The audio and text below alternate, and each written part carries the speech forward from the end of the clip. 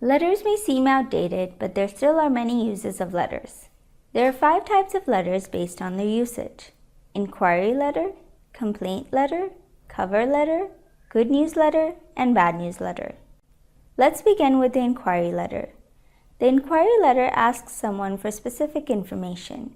It is usually a short and precise document. Some tips to keep in mind while composing an inquiry letter are: clarify your intent in the introduction, specify your needs in the discussion, and conclude precisely. Next is the complaint letter. A complaint letter is written to bring mistakes into notice. To compose a complaint letter, it is important to use diplomacy. In the introduction, politely state the problem and include supporting details such as serial numbers, dates, and names of people involved. In the discussion, explain the problems experienced in detail, and end the letter positively. The cover letter is for a job application and is attached to your resume.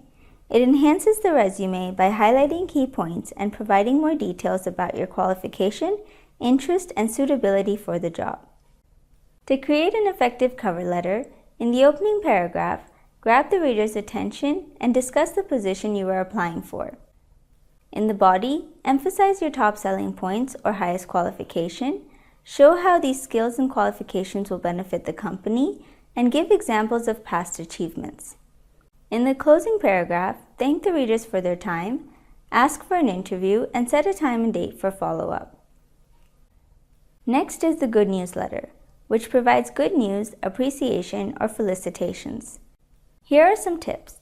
As the focus is the good news, begin with a positive tone and explain the purpose in the introduction.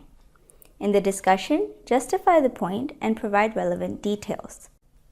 In your last paragraph, state what you plan next and mention the time and date to execute the future plan.